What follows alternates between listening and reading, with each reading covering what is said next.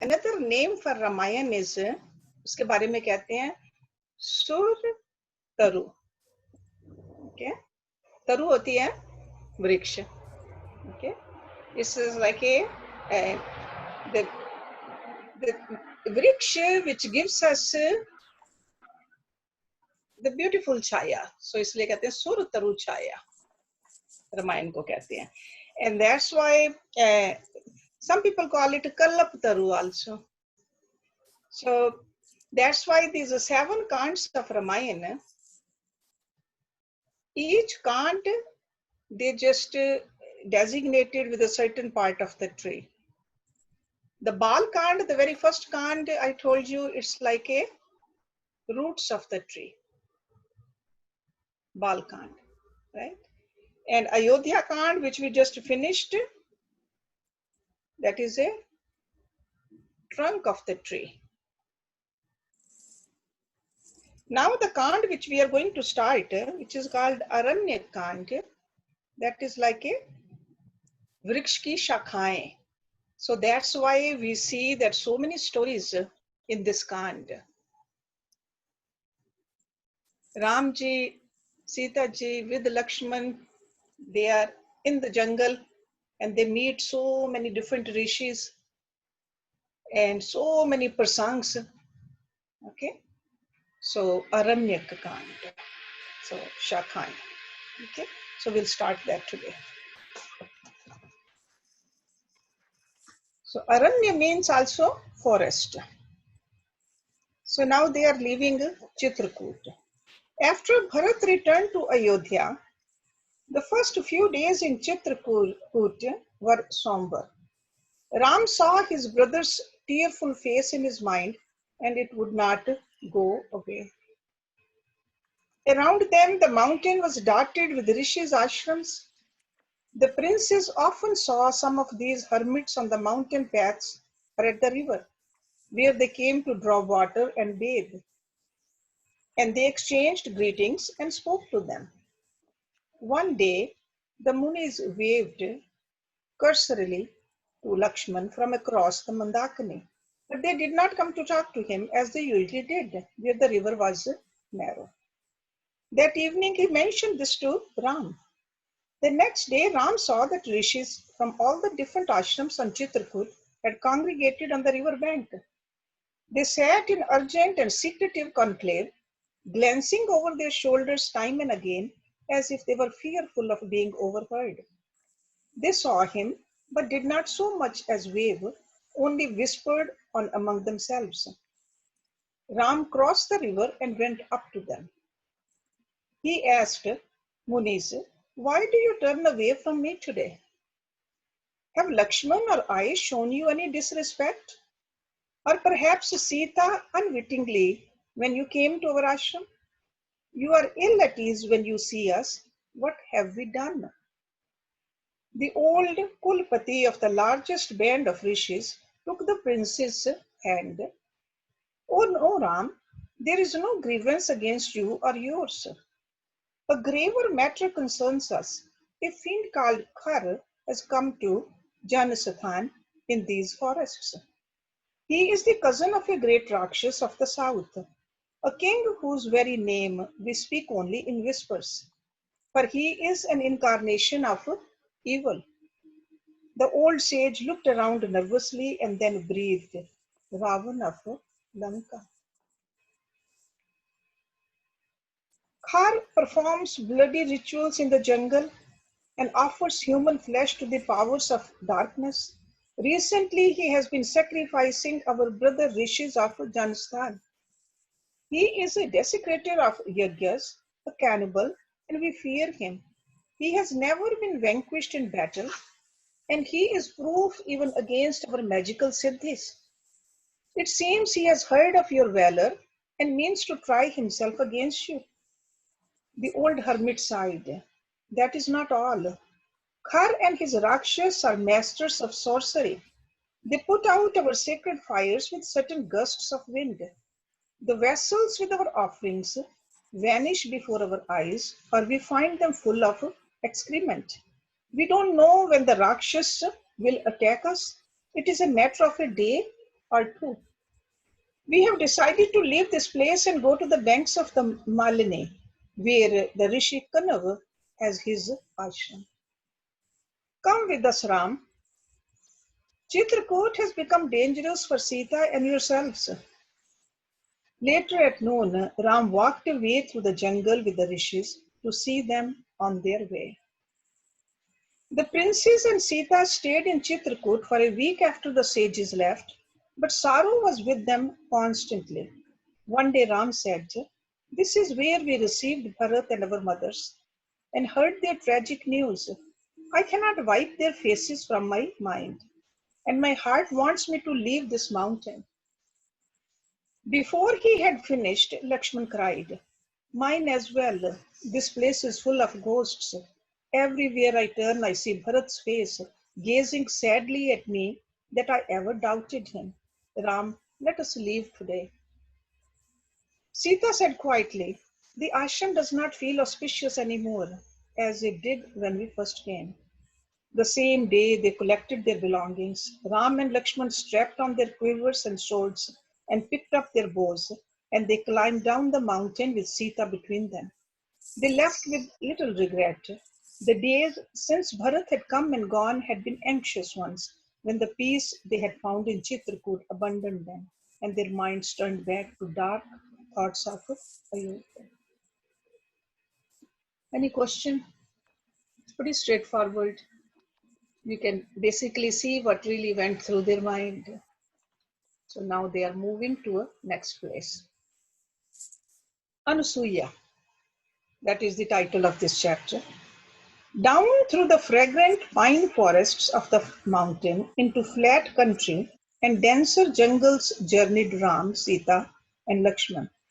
They returned to the vicinity of the true Dandak and still skirting the Van, walked away from Chitrakoot for half a day. They saw the huts and fires of an ashram before them, where deer grazed tame as cattle.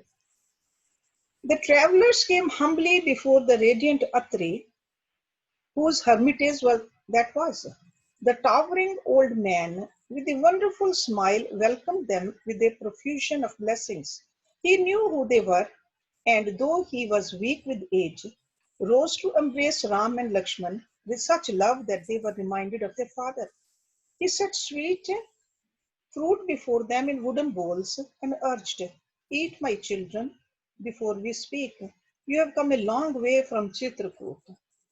Later, the princes Sita and Atri sat talking together. The great Muni said, "Sita, child, why don't you go into the ashram and find my Anasuya? She will be so happy to see you." Sita went gladly, who had not heard of Anasuya, whose legendary tapasya had brought the first fruit into a world that a terrible drought had plunged in hunger. Anasuya's penance swelled the Ganga over her banks and ended the famine. Inside the ashram, Sita found not an awesome, powerful woman, but a wizened yogini with a shining face, huge eyes, and a smile to warm the heart. The skin hung loose and wrinkled on her shrunken frame, and she shook with age. But as Sita touched Ansuya's feet, she felt a current of love flow from that frail body and enfold her. In a surprisingly strong voice, the yogini said, "It is fortunate you are a child of Dharma, or you would find it impossible to live in the wilds after being raised in a palace. Such an unusual girl you are that you followed Ram into the jungle. Oh, I am so happy to see you."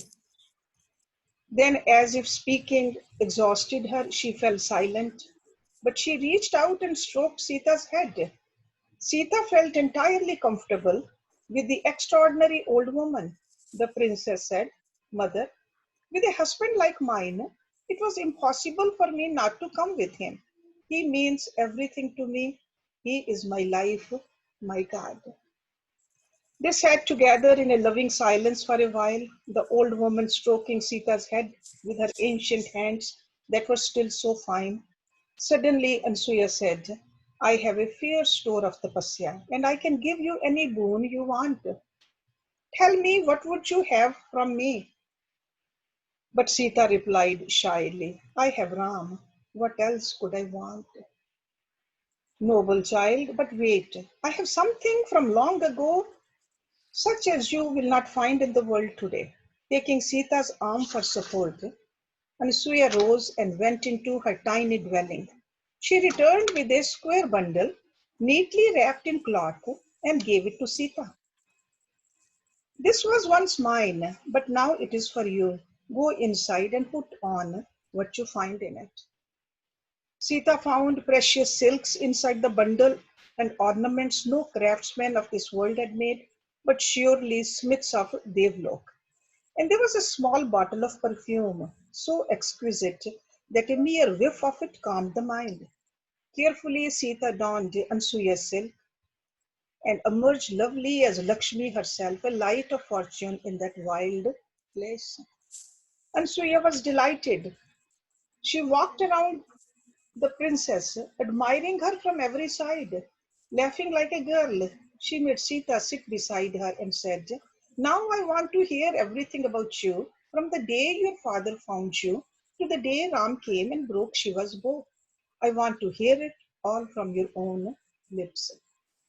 Sita smiled in affection and she began at the beginning. Janak of Mithila was plowing the earth to turn it for a yajna he planned. When at the base of his plow, in a cleft in the ground, he found a brilliant baby girl. Sita spoke about her early life, about her sisters and her friends in Mithila, but with no trace of nostalgia. Then she came to Ram's arrival in her city. Even before she saw him or her father told her about him, she knew her destiny had come for her. Sita described how Ram broke Shiva's bow while she watched him from her window. She spoke of Dashrath's arrival and her wedding. She described the advent of terrible Parshuram and the joy of returning to Ayodhya. But she said nothing about Kaikeyi, nor their exile, as if they were not worth speaking about. Anasuya smiled and smiled as she listened to the younger woman's melodious voice. When Sita had finished, the yogini hugged her. How soft and lovely your voice is. I wanted to hear about your wedding, and now I have heard about it from you. Night was falling over the forest, and Atri's rishis were returning from the river with their kamandals in their hands. The fires which lit their hermitage were like the flames on a dove's breast. But all around them, the brooding jungle was absolutely dark. The tame deer had fallen asleep beside the Muni's huts, and some even within them. The stars in the sky shone like guards' ornaments. Anasuya said to Sita, go to your husband now. He will be pleased to see you as you are. Like Lakshmi, Sita went to Ram bashfully, and how his eyes shone when he saw her wearing Anasuya's silks and fragrant with her unworldly perfume. Ram knew Anasuya had blessed Sita. They spent that night in Atri's ashram, and early the next morning they came before the great sage. Touching his feet, they took their leave of him. Some of the other rishis brought them to the edge of the jungle to a trail that wandered into it. They warned, always be on your guard, Kshatriyas. The jungle is full of Rakshas who love nothing better than human flesh. Keep your bows in your hands and don't stray from the path of the Munis. Those hermits also blessed them. Then, as the sun does a bank of dark clouds, Ram entered the Dandak one. Any question on this chapter? Next one. Hershey, I Yes. have a question. Go ahead.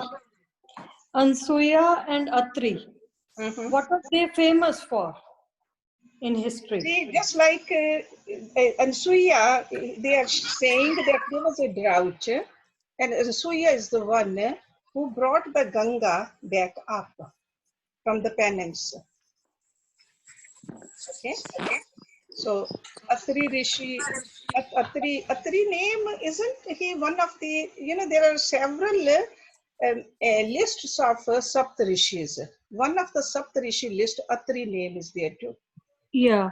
Mm-hmm. Atri Rishi. Okay, so Anasuya is his wife. And Okay. she's also a yogini, a tapaswini. Okay, so Okay. ठीक. yeah. So in this chapter, they don't mention what Atri did, but they do mention the penance of Anasuya. Okay. Deeper into the jungle, the Dandak one was another primeval world. Everywhere they saw rishis' ashrams. Dharma grass grew profusely, as if just for the hermits, and fruit and flowers that munis love.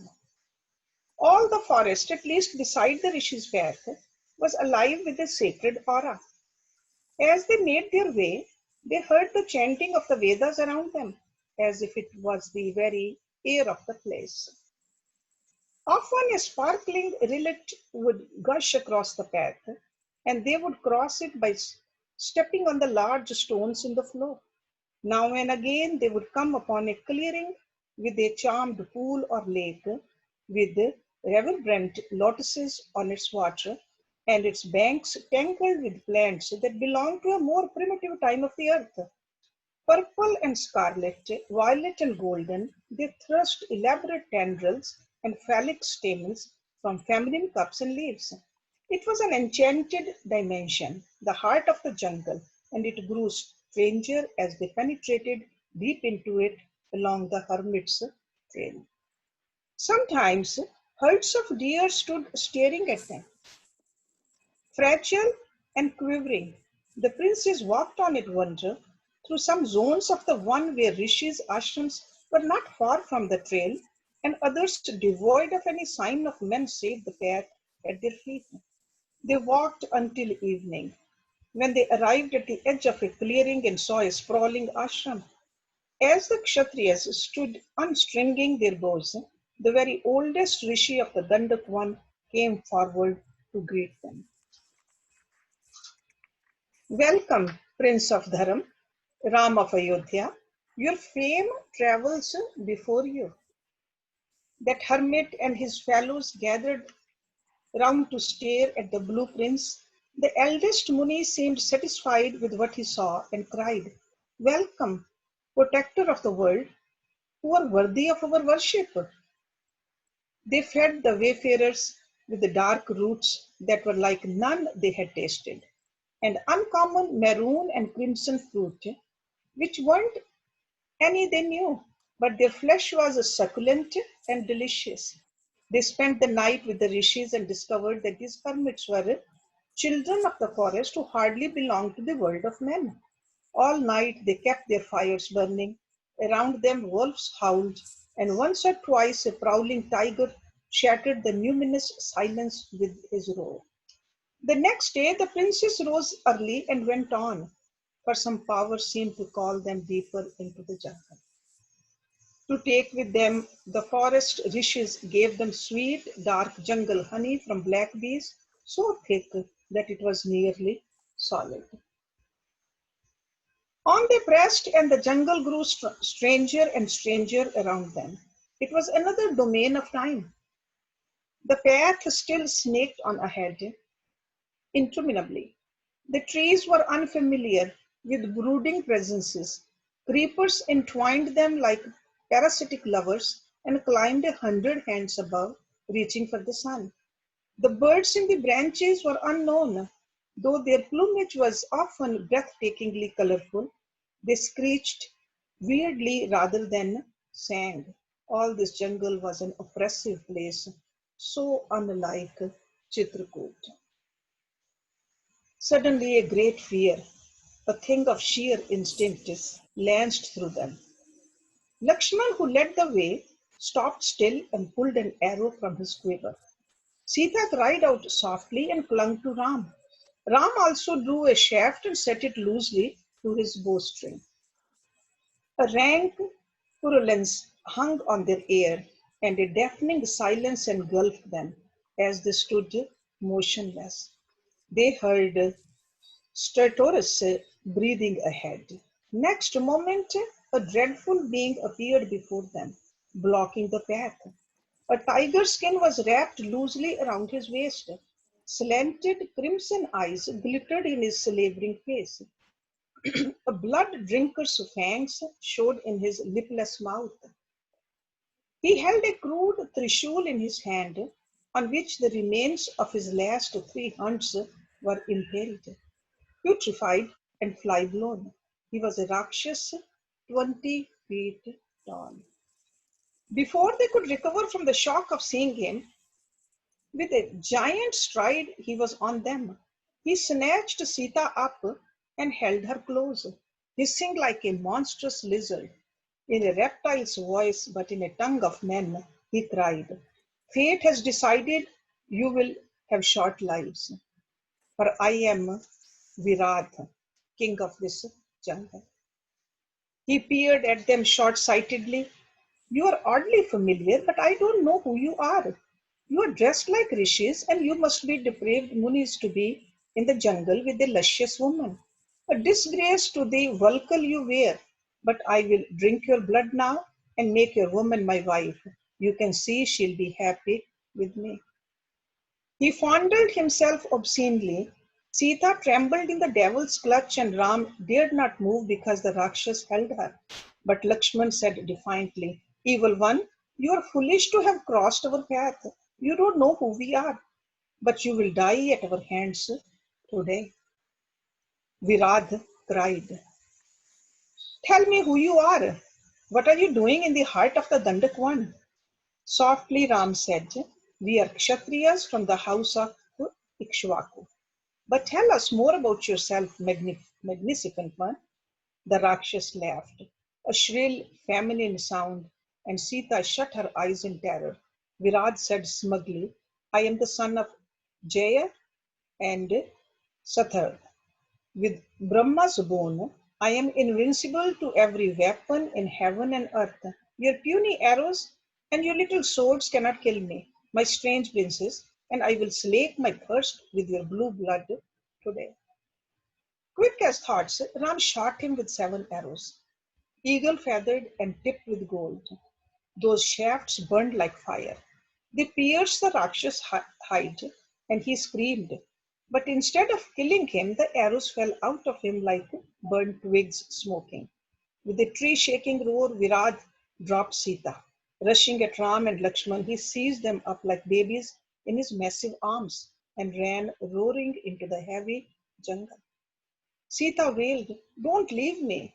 Lakshman drew his sword and hewed off Virat's left arm and Ram the right. The monster's screams were like those of an army being slaughtered. Black blood spouting from him, he dropped them and fell on the ground. They struck him deep with their swords, but he only screamed and cursed them. He would not die. Ram cried, "Weapons cannot kill him, strangle him instead." They held Virat down together and fastened 4 hands around his thick throat. The Rakshas twisted this way and that, but the Kshatriyas were strong, and slowly the demon's eyes rolled up in their sockets. As he died, his forked tongue lolled out of his black mouth. As soon as life left his immense body, there was a flash of light, and a splendid Gandharv stood before the princess. His hands folded, and dazzling the trees with his luster, he said in an exquisite voice, "You are Kushalya's son Ram, the savior, and your brother is the noble Lakshman. My name is Utumvru, and as you see, I am a Gandharva. Many years ago, my lord Kuber, guardian of the 9 treasures, cursed me to be born a Rakshas. I begged him to take back his curse, but he said, Dasharat's son Ram will kill you one day, and then you will be free of your fiend's body and return to Devlok. For centuries I have waited for you to come. I have waited so long, I forgot who I was and believed myself to be just Virat." Again, the marvelous being bowed to Ram. He said, "A yojan and a half from here is the Rishi Sharabhanga's ashram. Go to him, Kshatriyas, and seek his blessing. As for my Rakshas body, I cannot touch it myself. But if you bury it under the ground, it will molder in peace and be earth again. And I can return to my home in the sky. Now Sita came flying there, sobbing and frantic. She saw Ram and Lakshman alive and safe and ran to them. Then she saw the Gandharv and he bowed to her. They dug a pit deep enough to contain the swollen corpse of Virat. They threw his arms in after his body and his trident and covered it all with earth and stamped on it. Bowing for the last time, Thumbru vanished in a blur of light. He went whistling like a tree full of birds, for the Gandharv elves are the minstrels of Devlok. Ram, Sita, and Lakshman set off in the direction Thumbru had indicated toward Sharabhanga's ashram. They came to a clear stream in which the princes washed Virat's blood from themselves. They ate some of the invigorating honey the wild rishis had given them and pressed on. They had no wish to spend the night alone in this jungle at the mercy of its more dangerous denizens. And this is the end of this chapter. Any question? Did you guys know about this story, Virat? I'm sure you, oh, you didn't? No. It is in the Ramayan, the Valmiki ji has written it Written, yeah. in detail, just like this, or more so. Okay? Hershey, Yes. could you tell us about Gandharv a little bit more? Gandharvs are, those are like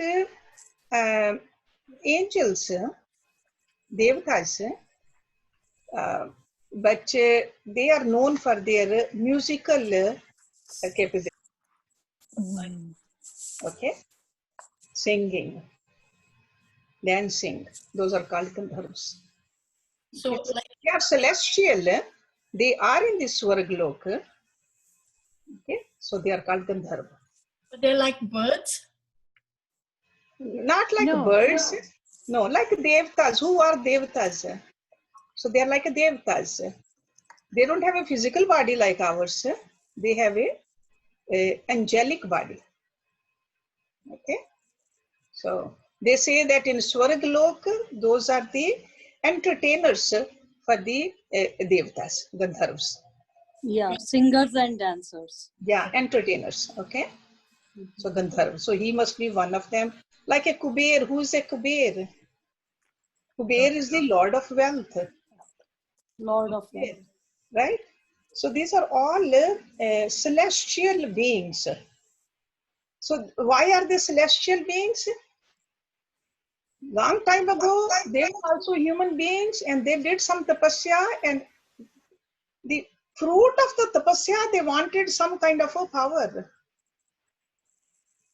So they attained that power. And they keep that power, that position for some time, and then they come back again.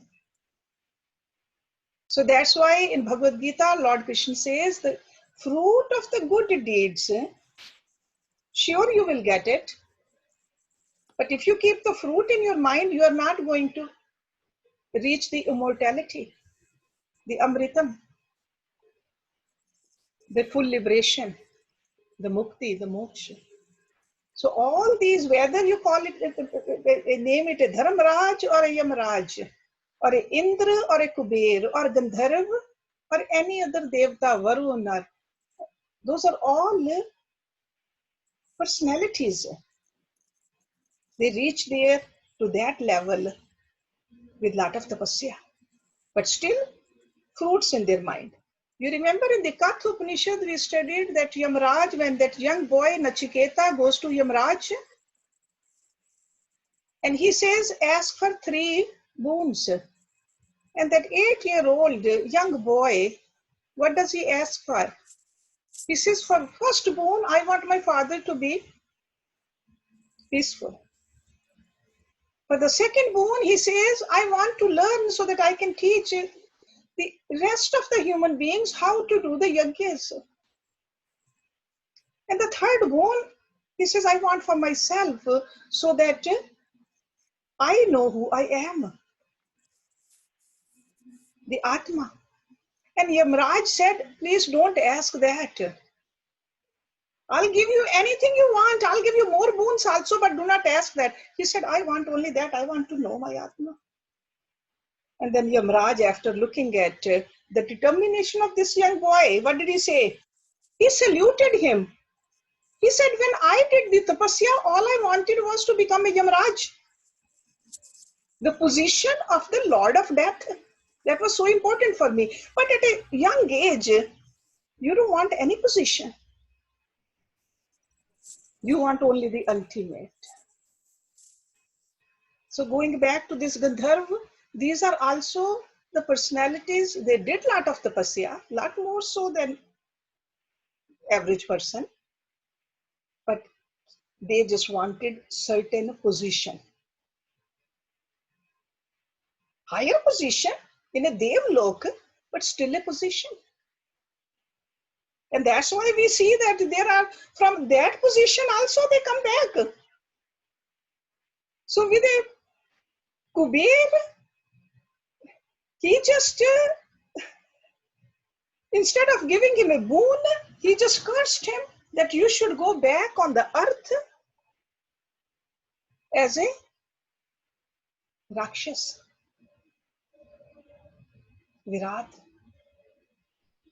Okay, so these are like a lessons for us to learn. Tapasya is good. Good deeds we should definitely do, but our ultimate goal we should not forget, which is not any position, any name and fame in this life or even after this life. We don't want Devlok. We want to just merge with the Brahman. Okay, that is the goal. So now, Shri Ram, Sita, Lakshman, they don't want to stay there in that one. As it said, they are moving towards another ashram, Shri Bhang's ashram.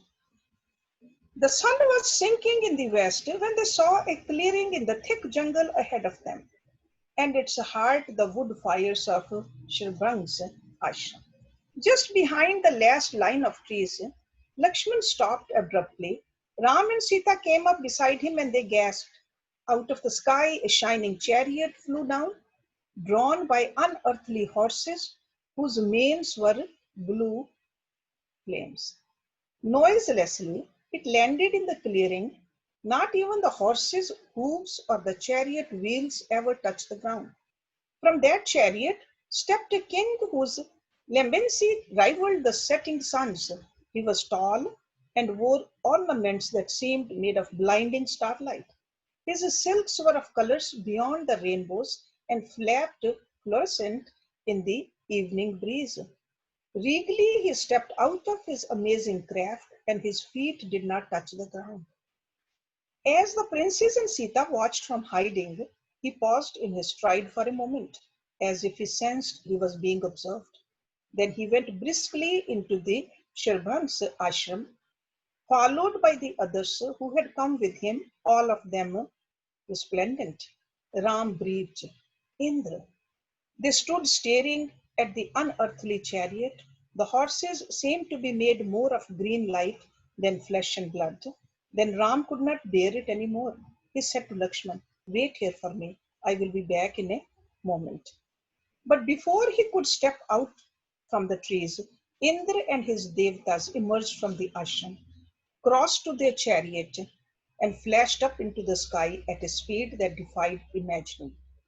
Ram stood rooted, gazing after the trail the chariot left, as it dwindled in a moment and vanished.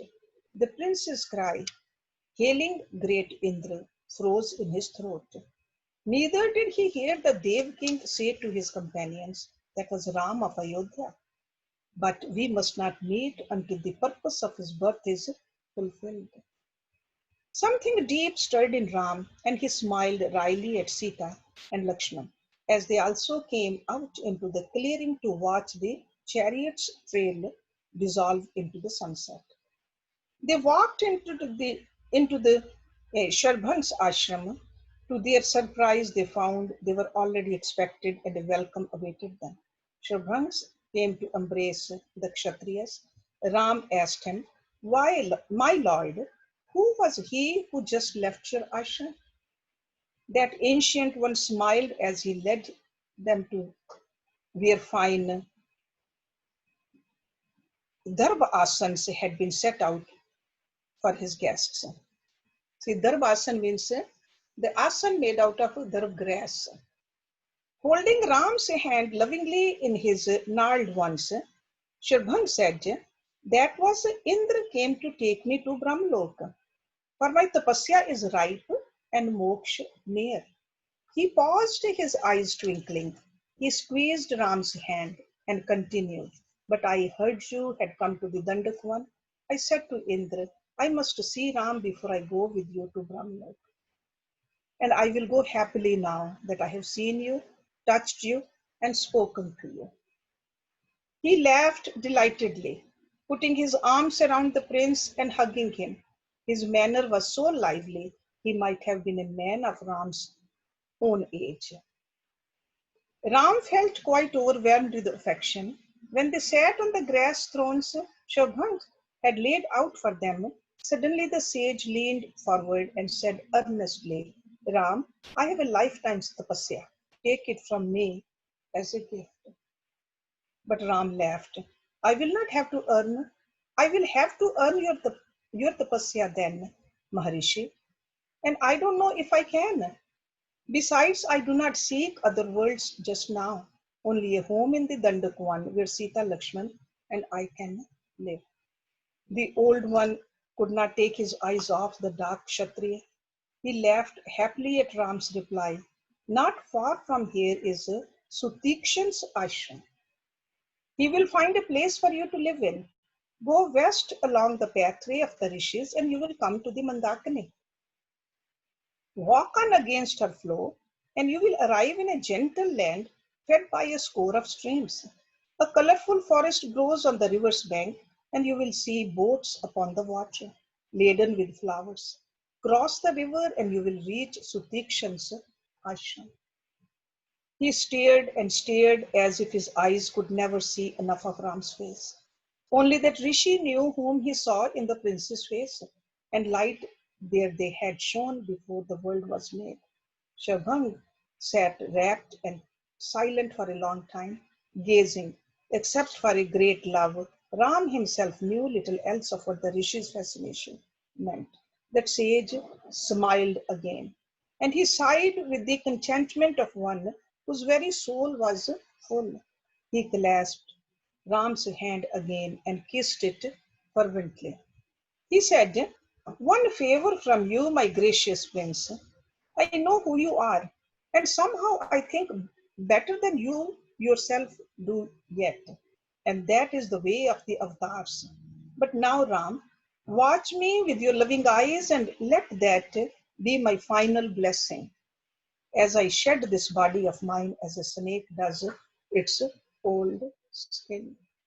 Before Ram could protest, Sharabhanga, excited as a boy, had his disciples build him a pyre. He poured oblations on it, chanting resonant mantras. Then, his eyes never leaving Ram's face, his palms folded to him, that Rishi walked into the flames. Sita gave a small scream, but he was so calm as if the fire did not burn him at all. As they watched, the fire lit Sharabhanga's body to ashes. They stood spellbound. Ram at strange, rich peace for reasons he understood only dimly. When the fire died down, Sharabhanga rose from its ashes, youthful again. His limbs were coruscant and the same smile was on his lips. He bowed deeply to Ram and then, borne on a spirit wind, he rose straight into eternal Brahmloka. Petal rain fell out of the realm of the gods at Sharabhanga's ascension. The other rishis gathered around Ram. One of the eldest of them, their spokesman, said, "Ram, we live in this forest in terror. The Rakshas hunt us for food and for support, and with each day their evil grows apace. They led Ram to a grotesque memorial to the fear that stalked their lives. At the heart of the ashram, they had heaped a pale mound as tall as 5 men. The rishi said grimly, "These are the bones of our brothers who have been killed and devoured. Not the ashrams on the banks of the Pampa, not those by the Mandakini, nor yet the ones built on the slopes of Chitrakuta are safe. We heard you had come to the Dandakwan. We heard you are the savior, and we thought our long prayers had been answered. Fear haunts us, Ram. We are not free from it, asleep or awake, not even in dhyan. Will you help us? You are our only hope." Ram said quietly, "I give you my word. Lakshman, I will do our best to rid your forest of its Rakshas. We shall be your hunters." The rishis blessed them. They spent the night there, and the next day some of the hermits came out to show them the way to Sutikshan's ashram. When the munis turned back, the exiles walked for a way through dense jungle until they found themselves on the banks of their old friend of Mandakini. They tracked the river upstream, pausing now and then to gaze at a crystal pool full of black lotuses or at some other vivid flower that grew shyly in the deepest thicket, as if being seen by the eyes of strangers would wither its beauty. The jungle was exotic, full of trees that exuded the most unusual auras and stood laden with blooms of extraordinary shapes and pungent and heady scents. There were spear blossoms and those that looked uncannily like men's heads. There were crimson plants with perfectly formed shrivelings out-thrust from ionic leaf cups. The farther they went, the brighter and more unfamiliar were the birds in the branches. The monkeys no longer swung above them in troops, but were lone and colorful, with faces like painted masks. Once a glimmering leopard stared down at them from a branch that overhung the path. Lakshman raised his bow, but Ram touched his arm and said, "This is his home. We are the visitors here. Look how handsome he is." Green eyes flashing, a snarl on his lips, the leopard vanished without rustling the leaves. They came to a valley of flowers that took their breath away. The trees were magenta and yellow, pink and white, purple and orange, as far as the eyes could see in incandescent blessing upon the earth. Scents from dreams hung in the air in this wonderland, and they saw boats moored on the Mandakini brimming with flowers. Ahead of them, a mountain loomed, dark as twilight, and the valley of flowers lay in its shadow. Now some rishis stepped out of the trees on the far bank and hailed them across the river. "We hid because we thought you were Rakshas. We will bring a boat across for you."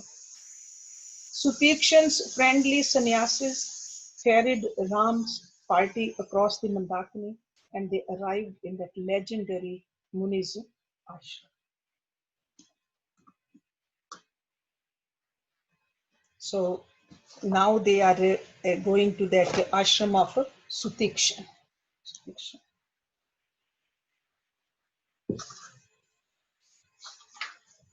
Ram prostrated himself before the short, cheerful rishi, whose cheeks were as bright as the blooms on the trees and flowered so extravagantly in his valley because his tapasya was so profound. Ram said, "Lord Sutikshan, I am Ram. I have come to take your blessing." Sutikshan rose and embraced the princess. Laying his palm on her head, he blessed Sita. He cried in the most friendly, lively voice, "Ram, I'm so happy you have come. You were on Chitrakuta when I last had news of you. You may not know it, but since your birth, we rishis have kept a close watch on you. We have waited for you. And who knows, except that I heard you were coming, I may have left this body of mine. A year ago, Indra came to me in a dream and said I had won all the lokas with my tapasya, even Brahmas. The rishi smiled. He was testing Ram gently. He said, "Take all the heavens from me, sweet prince, as my gift to you." Ram also smiled and replied, "I must win them for myself, my lord. But Sharabhanga sent me to you. Before he left his body, he said you would find me a home in the jungle." The smile never left Sutikshan's face. His eyes were alight to see Ram. He cried, "Stay here with us. There are roots and fruit aplenty to feed you. You have seen the flowers of my valley. I think they will please your Sita's heart. The river sings for us, and you can take a boat on her at any time. Herds of deer come to visit, they are our friends, and speak to us in their own way. Stay here, Ram, you will be happy among us." Ram listened attentively, but then he said, "I fear my Kshatriya blood may get the better of me. I may kill a deer and desecrate this holy place, but for tonight I accept your gracious hospitality. Tomorrow, when we are less tired, we will decide on our next course." With the fruit even more juicy and unusual than they had eaten the last 2 nights, with honey even sweeter, and roots that tasted like venison, Sutikshan entertained his visitors. They had wine brewed from scarlet berries, which made their spirits soar. Late into the night, they sang songs in praise of the gods above, and Sita bewitched them all when she joined in.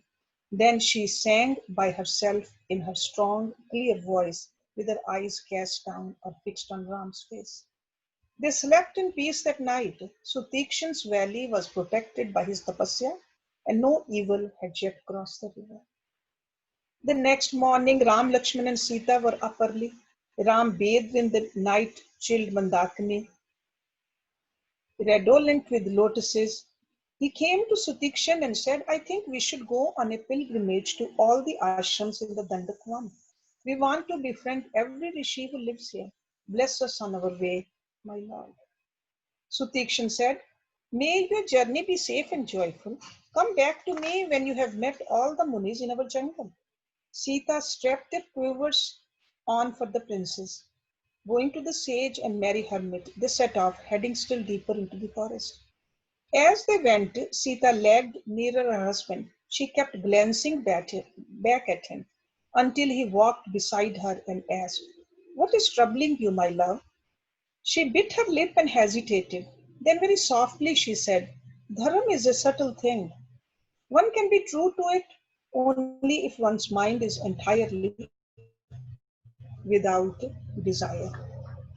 She looked up at him, smiling as if she had transgressed her bounds already. Ram took her hand and urged her, "Go on." She gave a shy laugh. "Three sins must be avoided if one is to live perfectly in Dharma. You, Ram, are certainly free of the first two. You have never told a lie and never will. You have never and shall never, I think, ever look at another woman with a desire. But it is the third crime against the truth that worries me. Ever since you swore to Sharabhanga's rishis that you would rid the jungle of its Rakshas, but the jungle is the Rakshas' home. They have not harmed you in any way, yet you have sworn to kill them. I am against our going further into the forest. Having given your word, Ram, the moment you see a Rakshas, you will want to kill him. And for you to think is to act. I have heard the very touch of a weapon is like fire. Varun's bow in your hand is fire to your spirit. But you must never string it unprovoked. You must not kill even a Rakshas unless he attacks you first. Ram, you wear the valkal of a tapaswin. You must honor what you wear. My love, Dharma is most of all peace. Ram smiled and said solemnly, "I swear by our love that I will never kill anyone, even a Rakshas, unless I am provoked. But you must consider what provocation is. It is my Kshatriya dharma to help those who seek my protection, as the rishis have done. The forces of darkness and light are always at war in the world. The earth prospers, humankind thrives because of the prayers of these holy ones who dwell in the forest. Their penance is for the will of all men. The Rakshas who feed on their flesh are minions of evil. It is my dharma to save the world from them. Just think of the Rishi's plight, that for fear of the Rakshas, they cannot still their minds in peace and draw heaven's grace down for the earth's nurture. Sita, the world will fall into anarchy without the tapasya of these saintly men. I should have offered to protect them without their asking. Their worship is more vital to the earth than the throne of Ayodhya. My love, they are the sacred sport of the people, of us all. They are the holders of the world. We may lose our lives fighting the forces of evil, but fight them we must as we are able. It is the very reason why fate has brought us into Thunderquan. Sita was quiet. See, this is how the discussion should be between two people.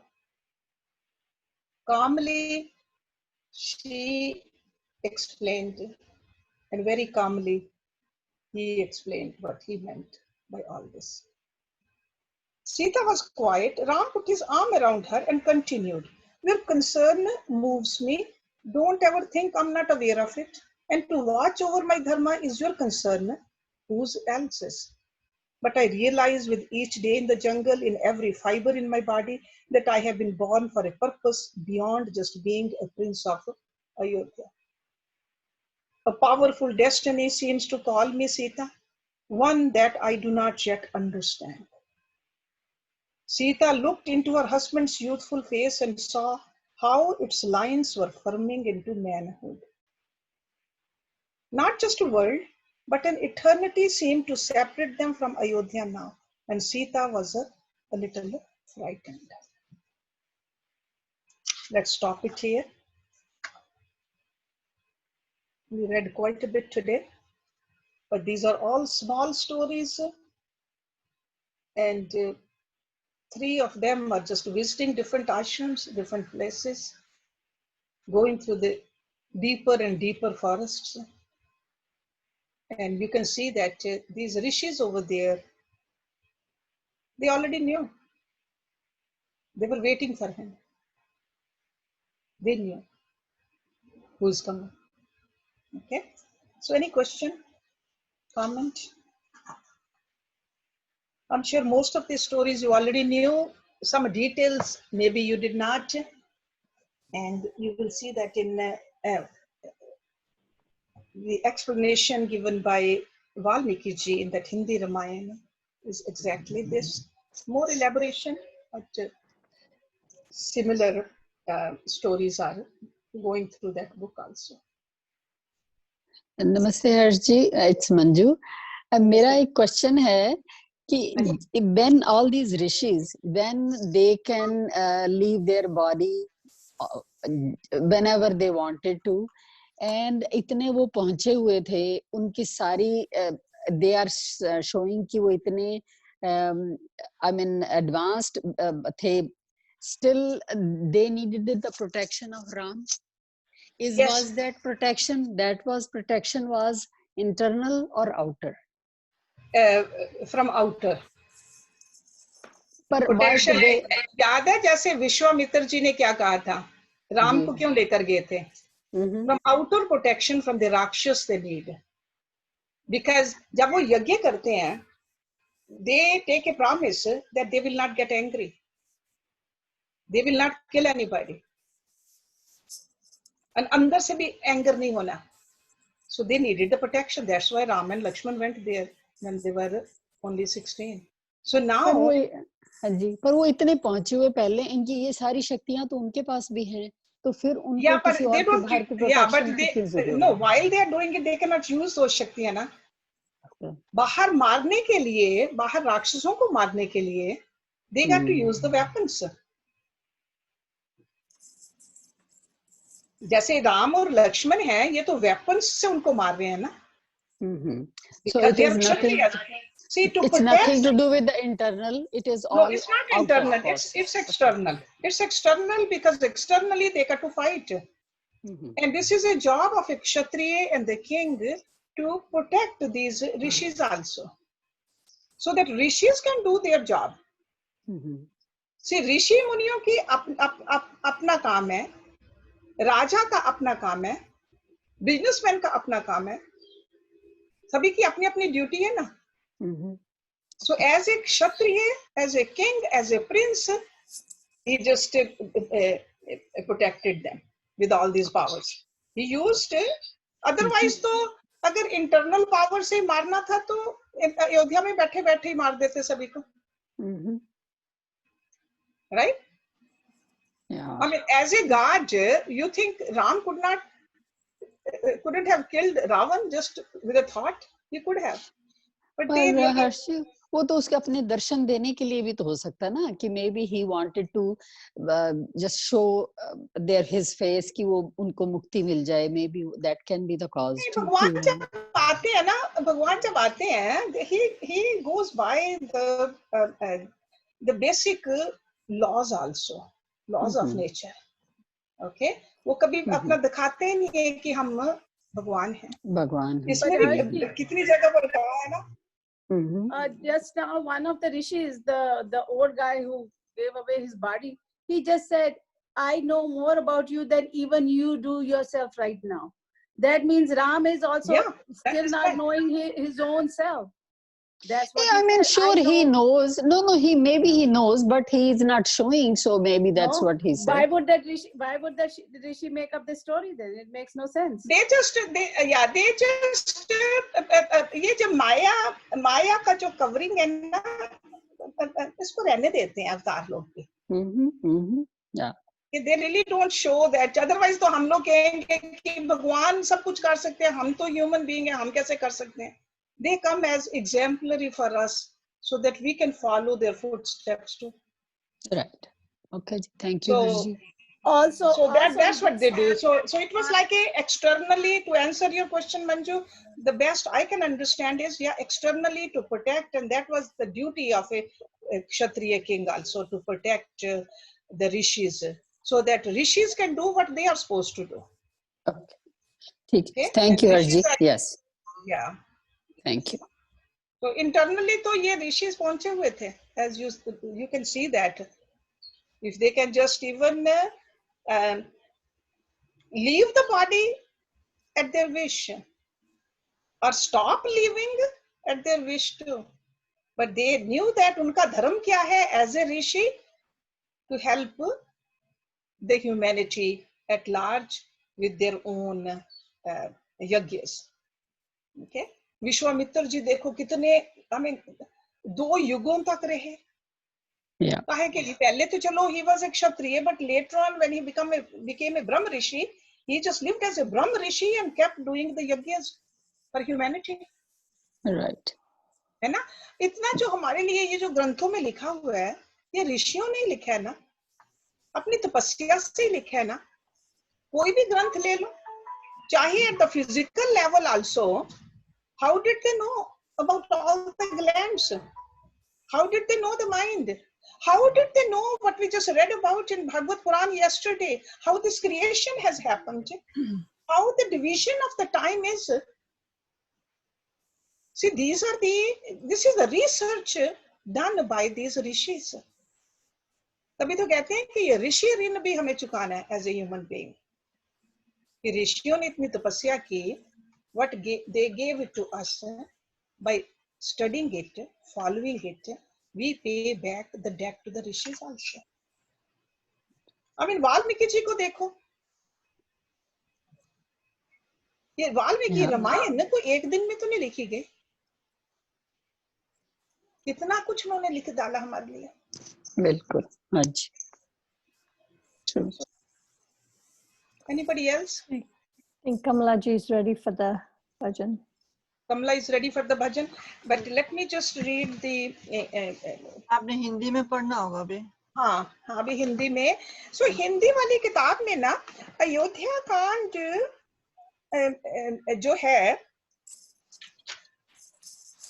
उसमें भरत का नंदीग्राम में जाकर श्री राम की चरण पादुकाओं को राज्य पर अभिषिक्त करके उन्हें निवेदन पूर्वक राज्य का सब कार्य करना, ये अयोध्या कांड में है। पर देन उसके बाद जब सीता और अनुसुईया का संवाद और अनुसुईया का सीता को प्रेम उपहार देना, दैट्स ऑल इन अयोध्या कांड. So in the English book, even though we read about that in the Aranya Kanda, but Valmiki की रामायण में वो वहीं पर है. And the last chapter is Anusuiya की आज्ञा से सीता का उनके दिए हुए वस्त्र आभूषणों को धारण करके श्री राम जी के पास आना तथा श्री राम आदि का रात्रि में आश्रम पर रहकर प्रातःकाल अन्यत्र जाने के लिए ऋषियों से विदा लेना. Just look at it, how many chances, how many different rishis they wanted Shri Ram to stay in their ashram, but he just kept on going into the deeper and deeper woods. So अब ये अरण्य कांड start होता है. श्री राम लक्ष्मण और सीता का तापसों के आश्रम मंडल में सत्कार. वन के भीतर श्री राम लक्ष्मण और सीता पर विराध का आक्रमण, ये जो आज हमने पढ़ा है विराध का. विराध और श्री राम की बातचीत, श्री राम और लक्ष्मण के द्वारा विराध पर प्रहार तथा विराध का इन दोनों भाइयों को साथ लेकर दूसरे वन में जाना. You remember? Sita was left there and then later on Sita comes to them. Shri Ram और लक्ष्मण के द्वारा विराध का वध. So how they kill him. Shri Ram Lakshman और सीता का शरभंग मुनि के आश्रम पर जाना, देवताओं का दर्शन करना और मुनि से सम्मानित होना तथा शरभंग मुनि का ब्रह्मलोक गमन. So we read that also. वानप्रस्थ मुनियों का राक्षसों के अत्याचार से अपनी रक्षा के लिए श्री रामचंद्र जी से प्रार्थना करना और श्री राम का उन्हें आश्वासन देना. In this chapter there are so many names of the different rishis also Valmiki ji has put in. There are 21 different श्रेणियों के तपस्वी मुनि. That means that in each shreni there are so many of them. So that many rishis they were there all over the jungles. Sita और भ्राता सहित श्री राम का सुतीक्षण के आश्रम पर जाकर उनसे बातचीत करना तथा उनसे सत्कृत हो रात में वहीं ठहरना. Okay, so that's where we are in the English book also, Sutikshan ke ashram. Okay, so now we can have the bhajan by Kamla, and we'll start reading it this chapter onward next week. So, but remember, this is a Aranya Kand, and isi Kand mein hi Ravan will come and kidnap Sita. Aranya Kand. वो सारा सुग्रीव बाली, सुग्रीव वो और बाली, सुग्रीव बाली का वो अगले वाले कांड में है. वो अच्छा सीता हरण के बाद पहले सीता जी को वो ले जाते हैं ना, राइट? सो वो किशिकंदा कांड, that is in Kishikanda Kand, because Sita ji has been kidnapped in this Kand. Okay, Aranya Kand में. So Kishkinda Kand, फिर Sundar Kand, फिर Yudh Kand, फिर Uttar Kand, right? So all these Kands, but this is only the third Kand. Okay, Kamla, please. हे राम तेरा आसरा भगवान तेरा आसरा. हे राम तेरा आसरा प्रभुदेव तेरा आसरा. हे राम तेरा आसरा भगवान तेरा आसरा. हे राम तेरा आसरा शिवदेव तेरा आसरा. हे राम तेरा आसरा शिवदेव तेरा आसरा. हे राम तेरा आसरा प्रभु देव तेरा आसरा। हे राम तेरा आसरा, भगवान तेरा आसरा। हे राम तेरा आसरा, भगवान तेरा आसरा। हे राम तेरा आसरा, प्रभु देव तेरा आसरा। हे राम तेरा आसरा, जगदीश तेरा आसरा। हे राम तेरा आसरा, जगदीश तेरा आसरा। हे राम तेरा आसरा, प्रभु देव तेरा आसरा। हे राम तेरा आसरा, शिव देव तेरा आसरा। हे राम तेरा आसरा, प्रभु देव तेरा आसरा। शिव देव तेरा आसरा। Beautiful. Thank you, Kamala. Thank you. Thank you.